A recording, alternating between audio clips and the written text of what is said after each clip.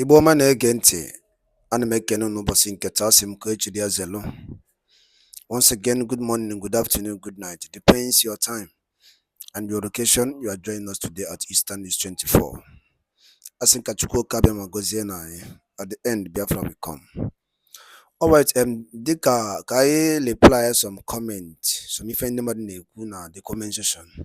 You know, some of our brethren, ụmụchukwu, first anyị na-eme upload our leader, former brokers, Onyebu. Yes, I just na asụ na-ekwu unu nkwa na ga na-eme upload every day. Kind of the all the some of prophecy Mazen and the Kanu Nyelo.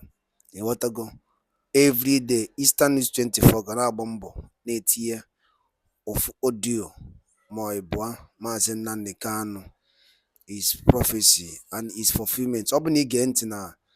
I will upload Mazen and the Kanu today by 7 p.m. Yes, he get of more for if any Mazen Nam the Kanu Kuru na ya bu audio ya be fene make it. In case open get there before, go back and listen to that audio clip very well. It's a powerful prophecy by Mazen Nam the Kanu.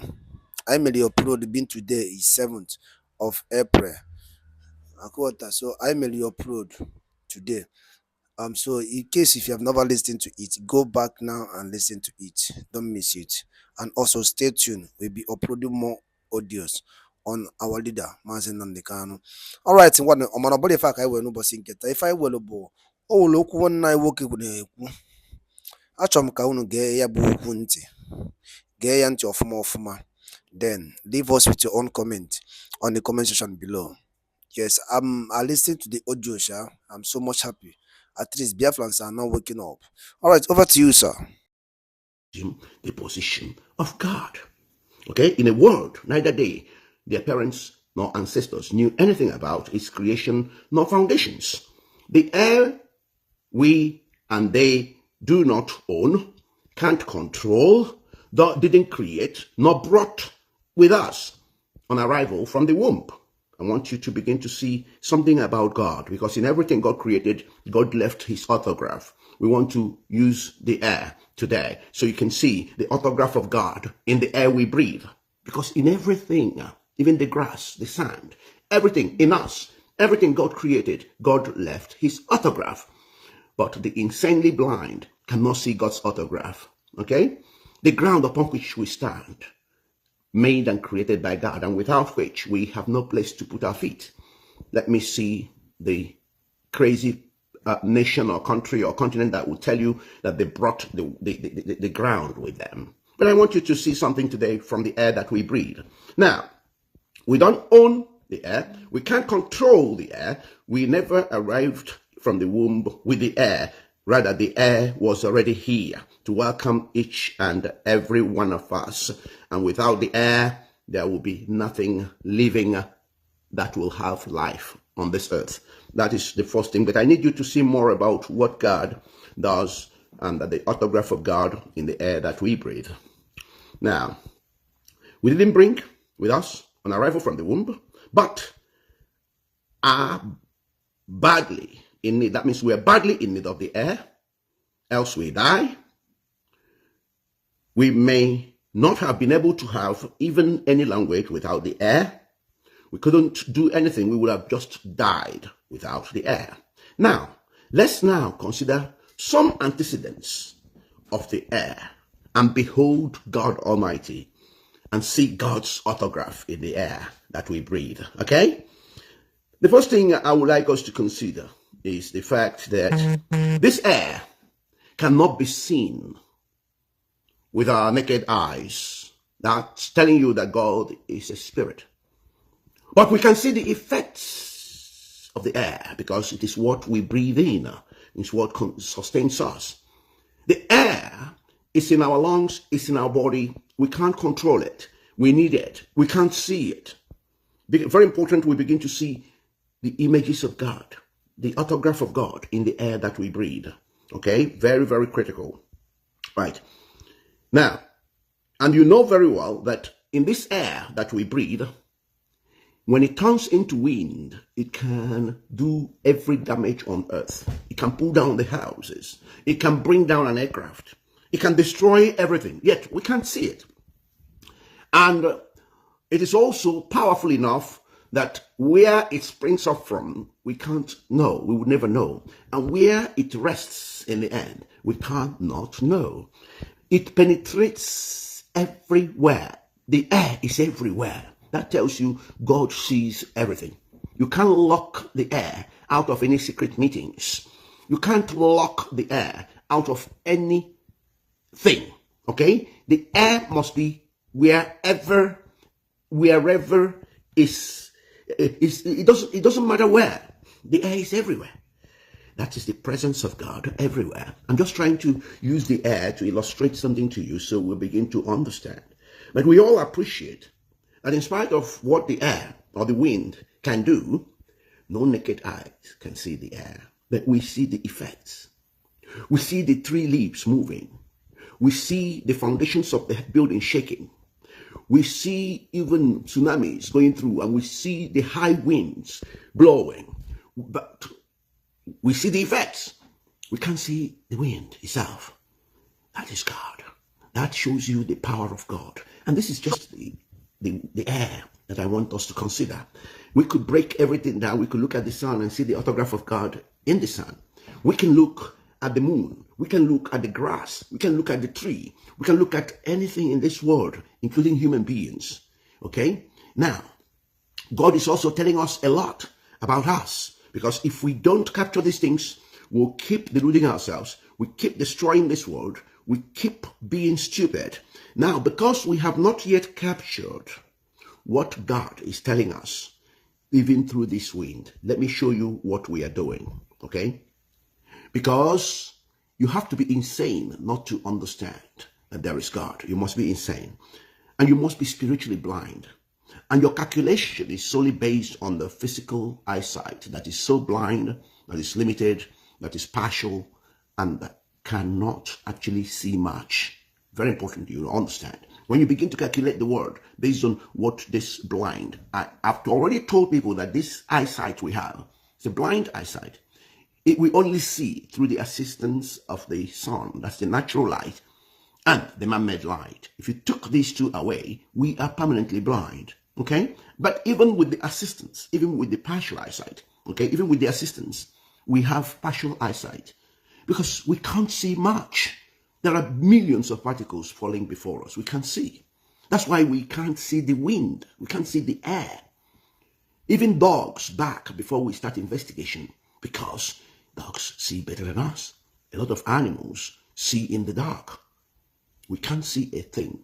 What we have is assisted and partial eyesight. It must be assisted by either the sun, the natural sunlight, or man-made bulb. Okay? That is a fact. We can't change that fact. Now, very important, we appreciate some of the things that happen to us when we lose sight of this whole thing. Okay? Now, let's see what happens here.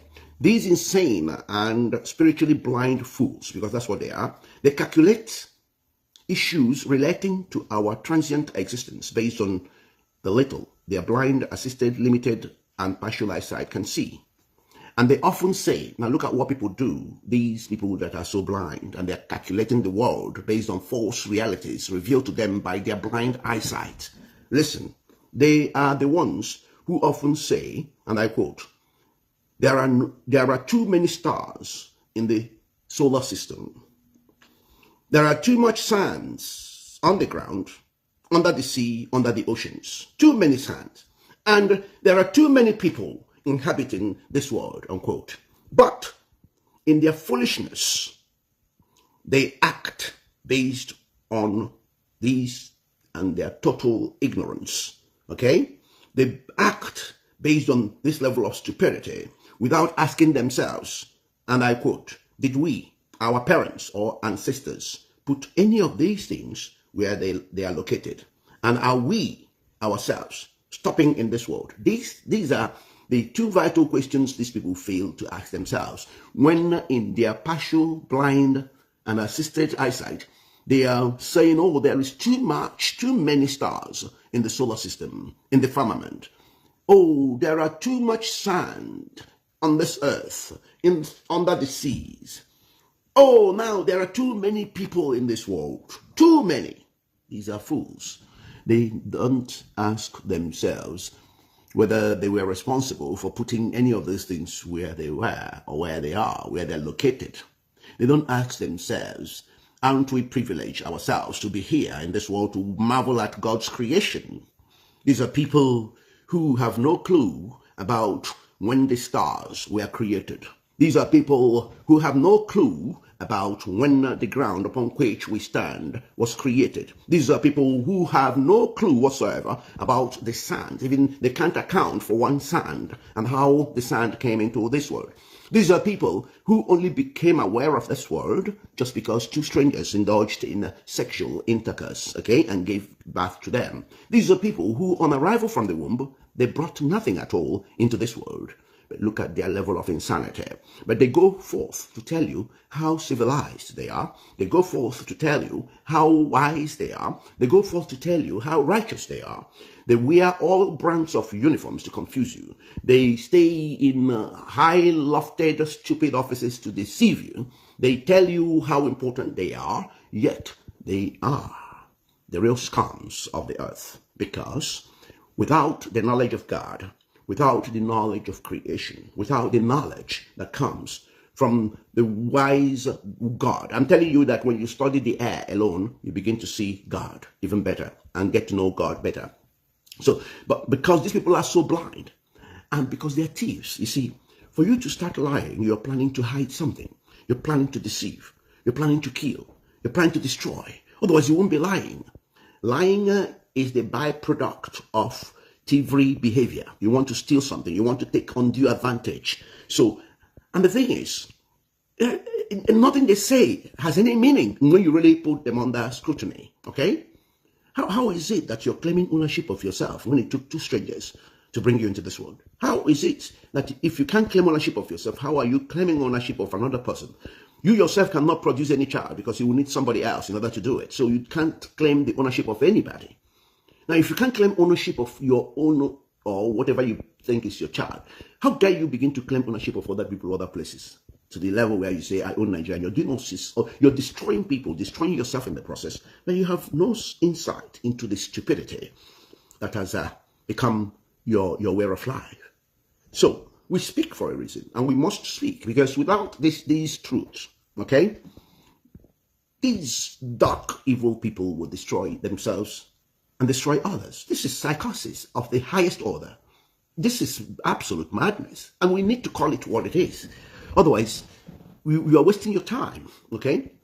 So, these people will never ask themselves whether their parents, ancestors, put any star where it is located, any sand where it is located, put anybody on their own in this world. In their minds, everything is too much, too many people. But what do they know about the size of the world? And what do they know about humanity? What do they know about the reasons for creation? What do they know about the purpose of mortal beings in this earth? What do they know? Let me reveal a few things to these fools. I need them to know that everything God created, everything man made out of what God created, comes from the ground, including